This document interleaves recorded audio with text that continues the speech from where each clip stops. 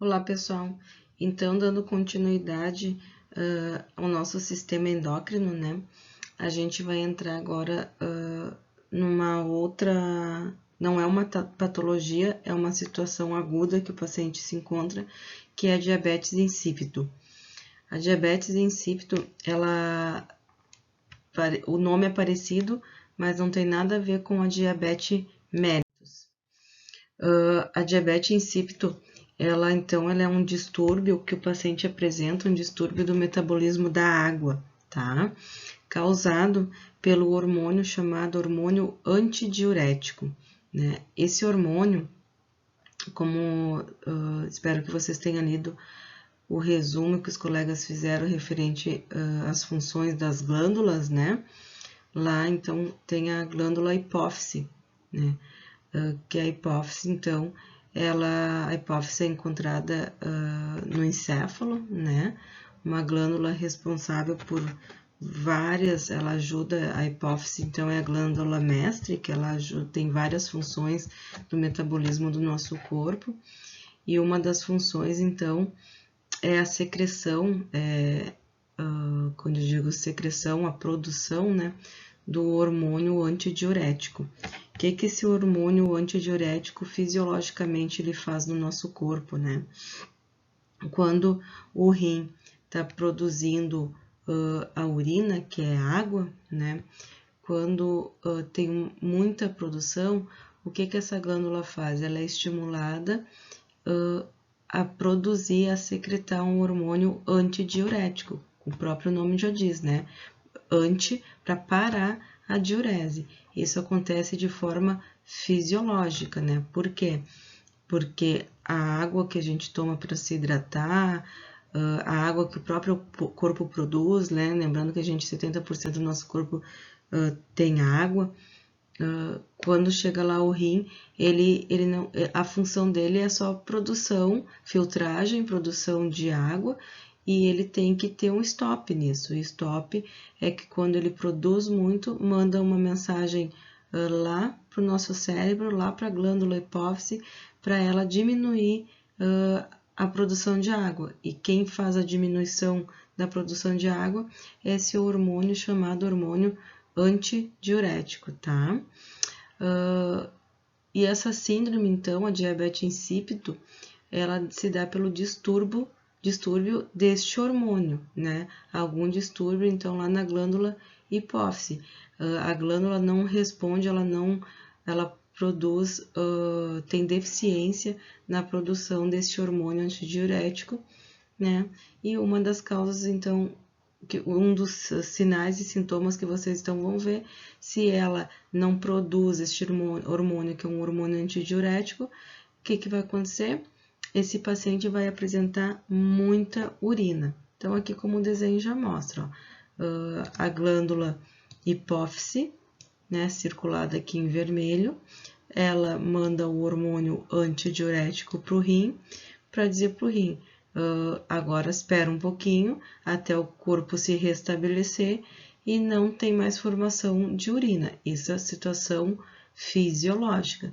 Já patológica, tem alguma deficiência na produção desse hormônio, né, levando com que o rim produza uma grande quantidade de urina. A causa, então, né, ela não tem uma primária, a diabetes insípido ela não aparece somente, eu tenho diabetes insípido, então a primária é idiopática, não tem causa, né? E é tão muito comum, tem que ter uma causa secundária. O que aconteceu, né, para essa glândula parar de produzir este hormônio? Então, algum problema lá na hipófise, né? Então, pode ser um TCE, traumatismo crânioencefálico, aonde levou a lesão da glândula hipófise, isso gerando, então, essa incapacidade de produção de hormônio antidiurético, alguma neurocirurgia, por algum motivo, seja ele por um aneurisma cerebral ou por tumores intracranianos, e muitas vezes também pode se decorrer por uma meningite, né? Que ela lesiona, então, a glândula hipófise. Nefrogênico, né? Uma doença nefrogênica, uma doença renal de longa duração, Então, pode também ocasionar diabetes insípidos, tá? Então, primário, causa primária, tô com diabetes insípidos, por quê? É idiopático, não tem uma causa e é menos comum. E sempre se dá por algum problema secundário, alguma coisa que aconteceu lá dentro do nosso encéfalo, voltado lá na glândula hipófise. Por exemplo, um tipo de tumor intracraniano que pode apresentar uma diabetes insípidos é um tumor de hipófise, né? Onde a glândula ela está lesionada. Como eu falei, então, né? Manifestações clínicas vai apresentar muita poliúria, que é o aumento da quantidade da urina, né? Esse paciente vai ter um aumento porque ele não tem um controlador que pare de produzir essa urina lá no rim. Consequentemente, esse paciente vai ter uma polidipsia, que é muita sede, né, devido ao excesso de urina que ele está produzindo, e aumento de sódio sérico. Quando eu me refiro a tudo que eu me referi a sérico, quer dizer sérico dentro da corrente sanguínea, né?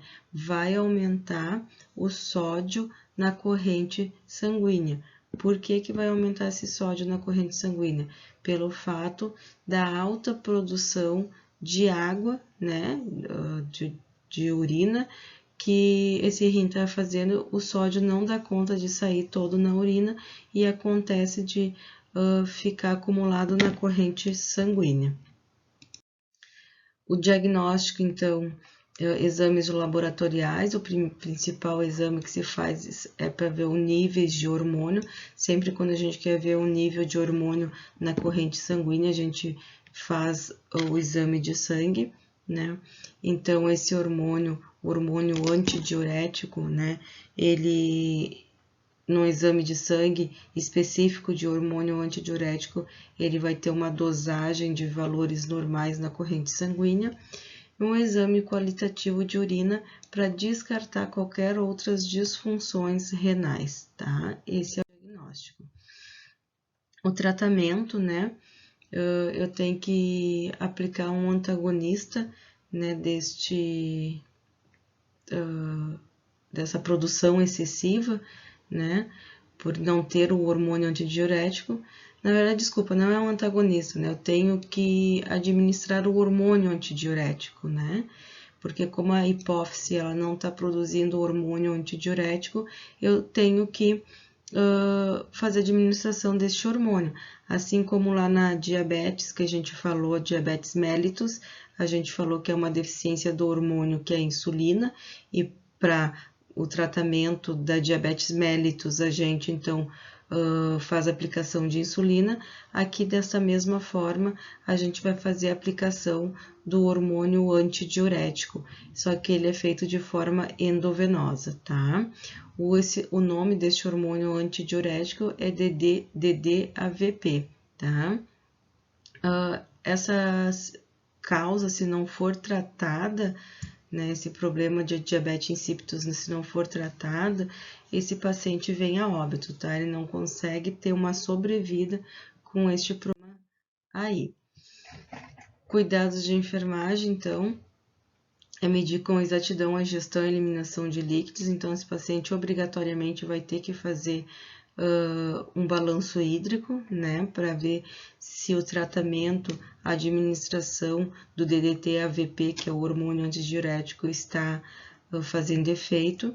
O peso corporal diário, para ver se esse paciente ele não está retendo líquidos também. E ele vai ter um controle de ingesta hídrica muito severo, assim, né? Tem que ter um controle nessa ingesta aí. Ali, o medir com exatidão a ingestão e eliminação de líquidos, aí a gente sempre tem que ficar antenado, então, para o volume da diurese, né? Quanto esse paciente está tendo de volume. Alguns pacientes com problemas neurológicos crônicos, né? Alguma disfunção neurológica crônica, se a lesão neurológica for próxima à hipófise, que possa lesionar a hipófise, esse paciente também pode apresentar diabetes insípidos. Então, ele faz uso crônico para a vida toda do hormônio antidiurético, tá?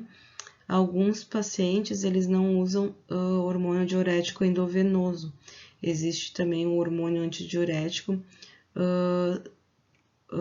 spray, que é colocado na mucosa nasal, tipo um sprayzinho assim, que também se absorve esse hormônio e controla, então, a diabetes insípidos.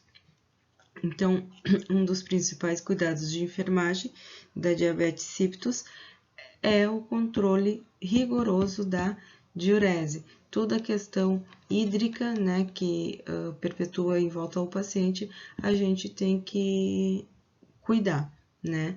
Porque se o paciente vem fazendo um tratamento com DDT-AVP, esse paciente, progressivamente, ele vai ter que diminuir o volume da diurese.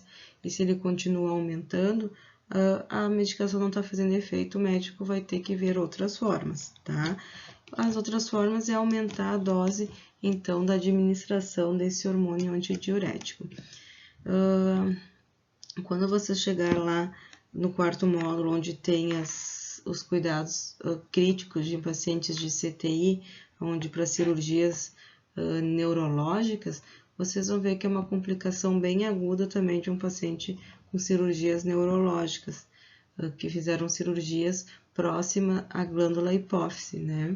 Esse paciente também tem esse cuidado rigoroso, tá? Então, é só uma dica para vocês lá no quarto módulo, onde vocês vão ter esse cuidado de enfermagem também.